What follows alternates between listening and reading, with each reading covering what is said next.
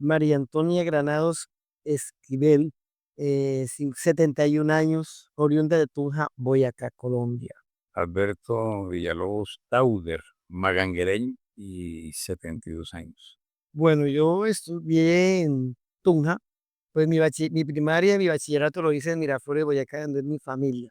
Y ya entré a la universidad a estudiar inicialmente biología y química, en donde hay cantidad de costeños, eran, pues, la mayoría de estudiantes eran de la costa, me hice amigos de ellos, pero no duré no como una semana o 15 días porque nos pusieron una serie de problemas de química inorgánica y yo no había visto suficiente porque soy normalista.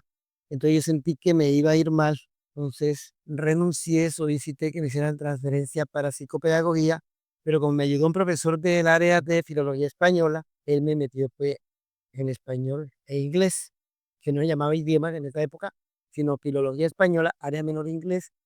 Entonces yo empiezo a estudiar ahí, estando ahí, en la universidad tenía problemas con el presupuesto. Alberto era un líder estudiantil, era el representante de los estudiantes al consejo directivo. Entonces yo un día iba pasando y ella estaba como en un meeting y iba con mis compañeros, espérese que no me gusta cómo habla ese muchacho, me gusta la facilidad de palabra y habla muy bien, no habla con ningún papel en las manos. Hasta ese momento mi orador preferido era Alfonso López Miquelsen, pero desde ahí Alberto pues Villalobos me pareció que era el mejor orador. Yo soy bachiller del Liceo Joaquín Fernando Vélez. Una vez me gradué en el año 71, me presenté a la Universidad Pedagógica y Tecnológica de Colombia. Ingresé sin necesidad de hacer examen de admisión por el alto puntaje en la prueba del IFES y llegué a estudiar ciencias sociales y económicas con el propósito de graduarme y luego costearme yo mismo la sociología porque quería ser sociólogo. El tema es que mi papá se opuso cuando le planteé que ese era mi propósito, por todas las prevenciones que había con la sociología en ese momento.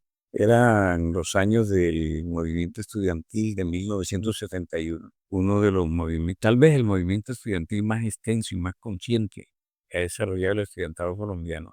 Buena parte de los dirigentes de esa insubordinación estudiantil provenían del área de sociología de la nacional. Y a mi papá le advirtieron, yo, no dejes que Alberto estudie eso porque para lo mismo. Bueno, así llegué a Tunja. Rápidamente abrí plaza y gané reconocimiento y prestigio como dirigente estudiantil. Yo venía de ser el dirigente estudiantil de esos años en el Liceo Joaquín Fernando de tal manera que llegué con un reconocimiento a la universidad y eso prácticamente me abrió camino. En el camino conocí a María Antonia Granados Esquivel. Nos enamoramos. Un enamoramiento que no se acabó todavía, porque lo cierto es que al comienzo nos caímos mutuamente mal. Pero esa dinámica de las cosas, ¿no? Empezó a llamarme la atención.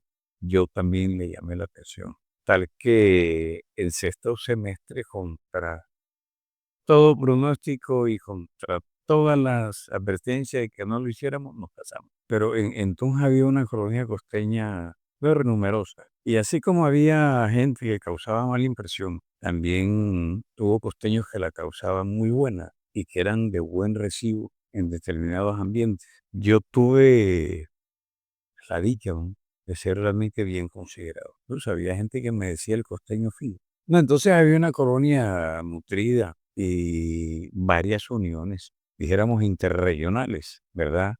Tanto de boyacense con costeña, como de costeño con boyacense. Bueno, yo estudiando quise ir a las fiestas que hacían los costeños en un sitio que se llamaba el Maizal, ¿verdad? Porque yo escuchaba que no, que las fiestas eran muy chéveres, que eran bonitas, que eran alegres, y eran hasta las 4 de la mañana. Así después se cogieran a puño los costeños, porque después de salir en la fiesta caían a puño. Pero sí me hablaba del ambiente entre la fiesta y yo quería ir y conocer. Y así es que yo, cuando la primera vez lo citaron a él para que se encontrara conmigo, que es que tenía como una confabulación de la gente con nosotros, que inclusive una compañera, Cielo Villamizar, una barranquillera, llegó a decir que Villalobos y María Antonia harían bonita pareja. Cuando lo dio a saber, Era de Valledupar, o es de Valledupar. ella te va a llevar, ¿no? Sí. Bueno, entonces yo fui a esa fiesta y me pareció muy chévere, iban profesores, todo, ¿ya? Y fuera de eso, como yo estaba en química, yo no sé, con los costeños estaban en química yo me llevé bien. De tal manera que no puse ninguna ofensa, al contrario, yo no quería quedarme en Tunja, porque Tunja por el frío, siendo yo tunjana, pero el frío a mí no me gustaba, porque como yo hice mi primaria y mi bachillerato en Miraflores, en donde el clima es caliente, en donde la gente es muy parecida a la gente de Buenavista, alegre, fiestera, servicial, es una sola familia. Entonces, yo pienso que eso también influye en que yo no ponga ningún obstáculo, porque nosotros inicialmente el sueño mío era vivir en Cartagena, porque dijéramos, las calles, la arquitectura muy parecida a la arquitectura de Tunja, pero no se dio, sino que nosotros salimos, preparamos un post porque el rector y un coordinador fueron a buscar un licenciado en ciencias sociales y en idiomas para el colegio Pinillos, mejor colegio que había en esa época aquí en la costa. Y entonces nosotros nos vamos a Pinillos como con la esperanza de que de ahí brincábamos a Cartagena, ¿ya? Y ahí trabajamos un año. En Monpós trabajamos un año. Yo trabajé en 2 colegios. Yo desde que llegué fui bendecida, como dicen ustedes, porque yo trabajé en el Somasanájera y trabajé en el Pinillo, en la mañana en uno y en el otro tarde y noche. Y Alberto para el año siguiente también consiguió en otra parte. Y entonces ahí o sea, empecé yo a ver cómo ese colegio culturalmente era muy desarrollado. Los chicos eran los que organizaban el Día del Idioma, la Semana Cultural, y me pareció tan bonito que ellos tuvieran la iniciativa, porque es cierto, eran los muchachos muy aventajados, muy inquietos. Pero no me gustaba era porque yo me sentía como tan aislada en la noche.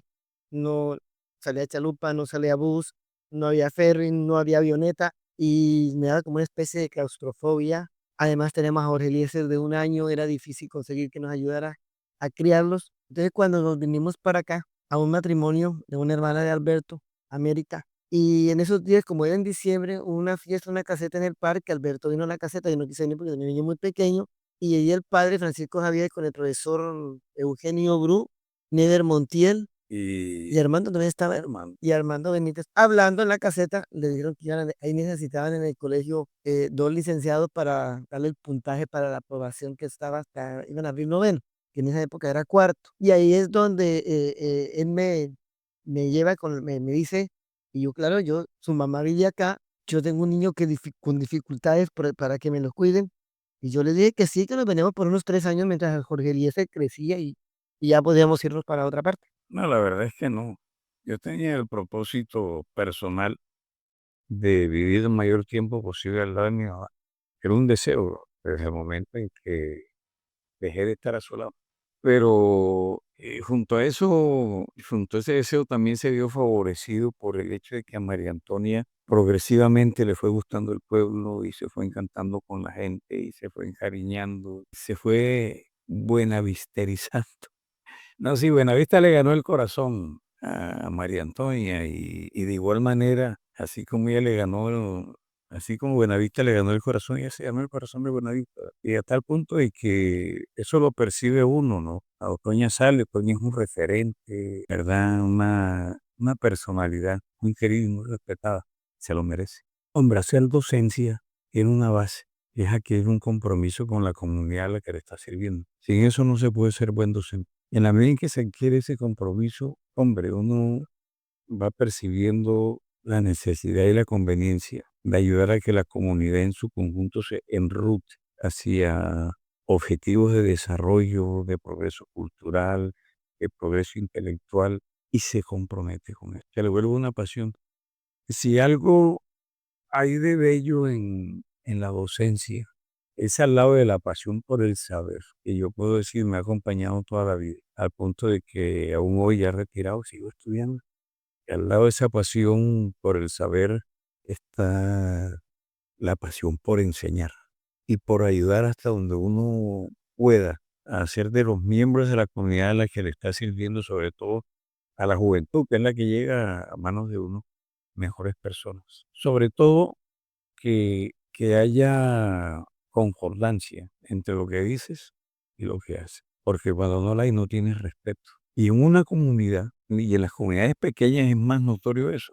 El docente sin respeto no puede liderar, ni conducir, ni influir en nada. Al contrario, se vuelve un objeto de menosprecio social y de burla. Bueno, entonces en ese sentido pienso yo que contribuimos aquí. Yo le decía a Toña tiempo después, mira, y recuerda cómo era el nivel del lenguaje de la población en Buenavista y cómo a través de la labor de corrección idiomática que hiciste en el colegio, eso se proyectó hacia la comunidad y la gente en Buenavista habla mucho mejor de la forma en que lo hacía cuando llegamos, ¿verdad? Eso es un impacto, pues, concreto. Y uno percibió, pues, en los jóvenes, hombre, una nueva visión, amplitud de miras, sobre todo, pues, los más despiertos, entender que el futuro estaba más allá de Buenavista, ¿verdad? Que aquí habían recibido bases, inicios, estímulos, pero que tenían que proyectarse hacia afuera en busca de un mejor futuro. Bueno, yo llego y veo que la mayoría de la población es campesina, pero con unos deseos grandes de aprender. Entonces sí, se les veía el deseo de aprender y es cuando empieza uno pues en los centros literarios a hacer concursos, por ejemplo, de canción inédita, de cuento inédito, de poesía inédita y se encuentra una con la sorpresa que los chicos, las niñas escriben según lo que vaya ocurriendo. Por ejemplo, cuando la masacre de Mejor Esquina, escribían y mini libretos para teatro, todo lo hacían y lo hacían lo más de bien. Ya en cuanto al desarrollo cultural, yo vi que aquí había madera para todo. Sí, yo los puse, ellos pues bailaban el porro, es lo que bailaban, porro, que ni vallenato bailaban. Y yo los puse a bailar torbellino, guabina, bambuco, joro, sanjuanete. Entonces yo decía, todo lo que yo les mandaba a hacer, lo hacían. Y en cuanto a la parte formativa, tanto a los niños como a las niñas, yo les hablaba que no se quedaran ahí, que no se quedaran tampoco en los 4 puntos cardinales de Bonavista porque el mundo era más extenso. Que las dificultades las vencieran. Uno, porque a veces estaban como un poquito tristes y un poquito como sin horizonte, porque el papá y la mamá estaban en las minas o estaban en Venezuela y estaban solos aquí en una casa arrimados o estaban donde un familiar. Y yo les decía que no, que yo también era de padres separados, pero que a mí eso no me había afectado. Uno tenía, lógico, la parte afectiva un poquito, pero que uno tenía que tener un horizonte para no ahogarse en las penas, sino que uno con el estudio salía de pronto de esa incertidumbre que estaba. Les contaba cómo yo había estudiado, con qué dificultades. Si no llegaba a tener zapatos para estudiar, acudía a mis primas que tenían, les decía regalarme los zapatos. Yo estudié con uniforme de segunda que compraba y a mí eso no me daba pena, al contrario, tanto que una profesora estaba yo en comunidad cuando fui coordinadora contándoles y después me dice, ¿usted para qué se pone a contar eso a los estudiantes? Yo le dije, porque yo soy transparente. Y yo tengo que mostrarles a ellos quién soy, de dónde vine y por a dónde puede uno llegar si uno se propone con esfuerzo y sin andar uno acomplejado con nadie, ¿no? Cuando uno tiene inteligencia, va para adelante. Entonces, en cuanto a eso, creo que fue pues el ejemplo. Tanto que algunas estudiantes le decían a uno, señor, yo quiero ser profesora como usted, yo quiero ser como usted. Algunas le decían, yo quiero vestir como usted. Entonces uno fue un ejemplo pues sin quererlo, ¿no? Y yo les decía a ellos, yo aquí vine, me prepararon en la universidad para enseñar en medio de 4 paredes de un salón de clase. Pero ustedes son los que me han jalado a orientarlos a que bailen, a que declamen, a que narren, a que escriban, a que hagan teatro, a que hagan composiciones, a que hagan fonomímica, que canten y a que bailen.